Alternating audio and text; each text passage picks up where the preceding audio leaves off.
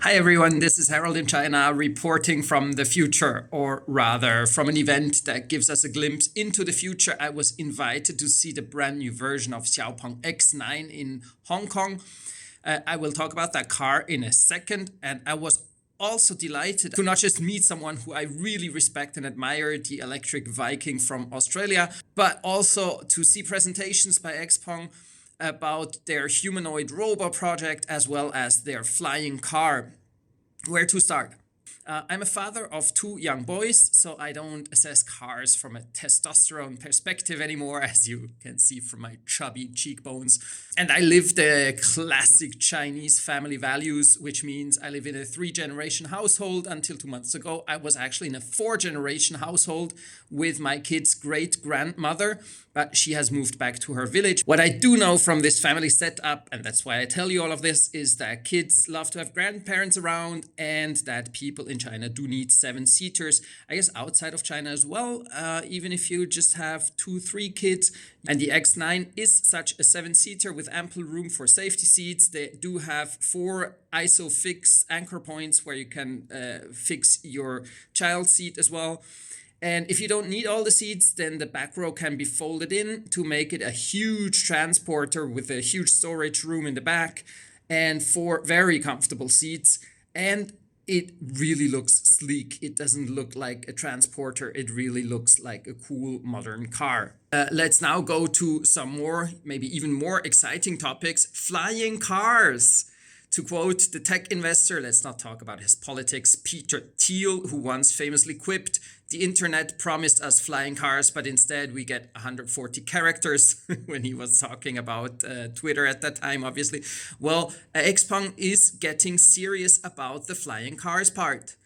And it just looks so science fiction, like this 6-wheeler mothership, as they call it, because it can recharge the helicopter or drone, or the official name is a eVTOL vehicle, electric vertical takeoff and landing vehicle. That's a mouthful. And this mothership can recharge it up to 6 times. And each time it can fly some 20 minutes is what they told us. We could just look at it. We could not fly it at the event, unfortunately. It's very fancy and all, but I have to admit, I maybe somewhat lack the fantasy to see how it really would work in practice. Sure, a hobby for billionaires in the Middle East maybe, or in Western China to show off, take a nice photo from high above. If the eVTOL can fly back on its own, you could even go heli skiing, maybe in Canada, in Switzerland, with your own vehicle. That would be kind of really fancy. And with an electric car and helicopter, it's obviously a lot cleaner than current version heli skiing. But in the massive cities like Shanghai, honestly, if this ever took over the streets and people started flying off to escape traffic jams, wouldn't we enter a dystopian kind of Fifth Element type of world? Not as dirty as that excellent movie, but as it's all electric, but still with darkened skies from all the drones above. I just don't really see it. And I did get to ask that question, but the answer was more like from a technical perspective. If we can one day replace the propellers, maybe with other technology for flying, it will be less noisy and there will be less wind below it. But that still wouldn't change the situation with like really clouded skies from too many drones above. I will talk much more about this low altitude economy, as it's called in China, which is the regulation for these kind of low-flying vehicles that aren't airplanes but are flying. And again, I don't quite see it yet, but I don't claim to have the vision of people like Wang Tan, the head designer of this flying car, who I had the pleasure to meet in person. And he's another really amazing person, really down to earth, really like cool guy to talk to. I really enjoyed meeting him there. And he gave a presentation where he explained how it's a huge market, and with still very few market players, although I have a hunch that a big chunk of this huge market will be for the small delivery drones, for package deliveries, maybe emergency deliveries, etc. And only a very small portion of it will be people carrying eVTOL vehicles, but we will see. Is defined as below 1,000 meters. All the economic activity, like passenger transport, cargo delivery, they all they comprise the longitude economic.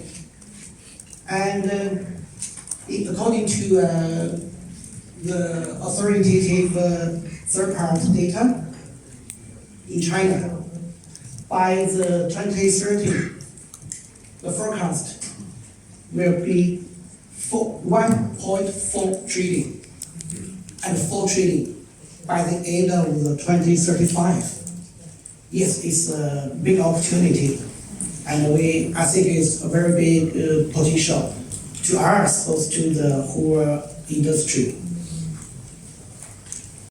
The third and last topic of the launch event was also super exciting, which is humanoid robots. They did not bring an actual robot to the event, which was a pity, obviously, but they did reveal some very impressive details. Already now, Xpeng has several humanoid robots working in the manufacturing lines where they build the cars of Xpeng. And they're not yet replacing workers, they're just there for training, especially like the hand training and the learning training, so that they experiment how they can teach these robots to work like regular workers. And you can imagine what the purpose eventually will be for those robots.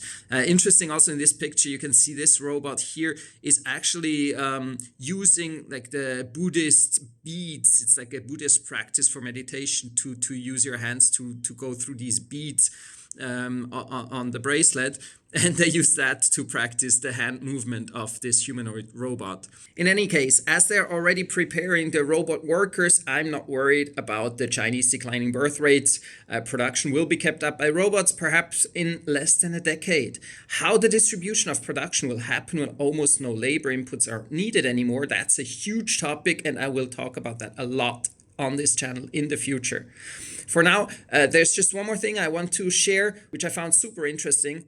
I asked the speaker why they only build cameras into the face, while even cars now have 20 different cameras from all angles. And the answer was simple. To train the robot and do the mapping, they want the robot to be as similar as possible to humans, so that the engineers who program them can actually imagine what they are doing.